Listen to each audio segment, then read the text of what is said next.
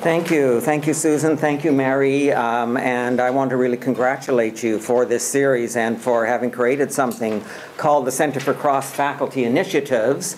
Marshall often said that communication was a very rare thing, mostly impossible, and when it did take place, we should celebrate it. And the fact that you can get faculties to actually communicate with each other is, I think, quite remarkable, especially on this campus. I presented an earlier version of today's paper that has been published in a volume called Skinterfaces, Exploding Borders, Creating Membranes in Art, Technology, and Society. That's published by University of Liverpool Press in 2008. So if you want to pursue more about body media interfaces, I believe it's now in our library, or at least suffering through the long and often painful process of cataloging there, and so it should be around. It was a very interesting conference, largely because it brought in not only theorists but artists whose practice engages with biomediation, and it was really quite wonderful, and I learned a lot from them. Marshall was often on this campus, and he loved coming out to UBC because he found Vancouver far less conservative than, of course, stinky old Toronto, and he was right about that. He was especially an influence in the fine arts, what was then called the Fine Arts faculty, now AVA, you know, etc. Art, visual theory, and history, and all those things. He was himself a Westerner. He was not an Easterner. He was born in Edmonton, Alberta, and never forgot his Western roots. And this is quite unusual in the Canadian intellectual tradition, because most of our intellects, most of our intellectual tradition has, of course, emerged from the dark abyss of Toronto. Let me begin then somewhat polemically, as Marshall taught me those many years ago when we would have lunch at Massey College. Of course, having lunch at Massey College with Marshall meant you were there for 4 hours and Marshall talked for 4 hours. But it was remarkable. He changed my life. I had gone to Toronto to study with Northrop Frye, which I did, but I emerged from Toronto, thank God, as someone who had truly been converted to the gospel, according to St. Marshall. Contemporary media studies are in crisis.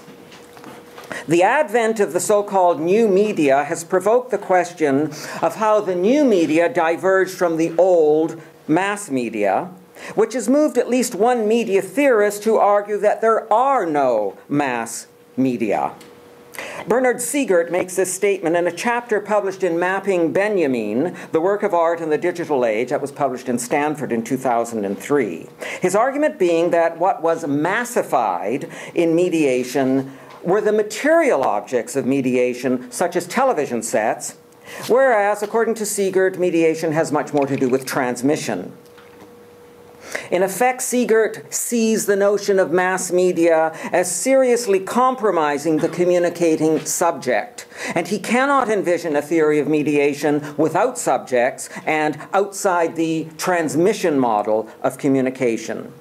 The return to the subject that he so vividly wishes for, in other words, would thus be a return to communicational plenitude. If Siegert represents one pole of the crisis, Eva Horn's comment in the introduction to the special 2007 issue of Grey Room on media theory, that there are no media, represents the other pole. And I admire these media theorists for their ability to go to extremes. Horn argues that a dismissal of some of the core concepts of media studies, including any fixed concept of the media themselves, is itself the signature characteristic of the new media studies. Media have become such a part of our lives, and mediation is in such flux, that media theorists are no longer in a position to study media per se, but only the effects of mediation, she suggests, one of which might or might not be communication. As Wendy H.K. Chun notes in her introduction to New Media, Old Media, published by Routledge in 2006, the term new media came into prominence in the mid-1990s and was meant to signal a radical break from old media, such as television, or more broadly, mass media generally.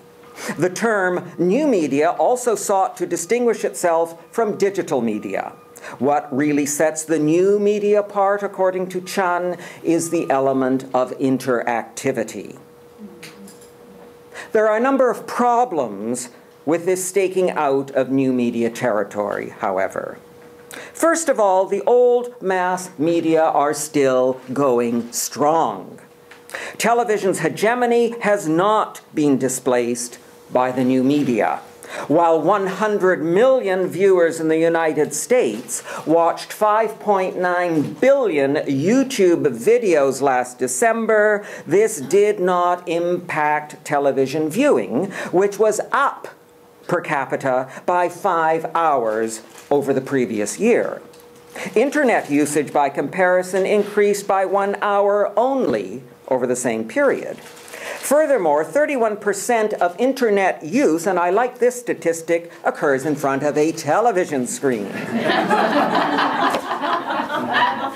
Second of all, interactivity was identified as an aspect of mass media by Marshall McLuhan, the subject of my talk today, half a century ago. In fact, what distinguishes television from the other two screens that dominate our lives today, the internet and mobile devices, of which, by the way, 100 million in the US are video capable, is universally acknowledged to be its immersive quality. Well, what is a new media theorist to do in the face of such overwhelming resistance to her subject field? Wendy Chun does what most academics do in such crises. She turns to the dictionary and looks up the word media. Quote, according to the Oxford English Dictionary, Chun writes, media stems from the Latin medium, meaning middle, center, midst. The term media eventually became linked to mass media. In the 18th century, paper was a medium of circulation, as was money. In the 19th century, electricity was a medium. End of quote. This is, in fact, the contemporary understanding of media. So it is not surprising that Chun doesn't cite the other definition of media in the dictionary, quote, an intermediate layer in the wall of a blood vessel.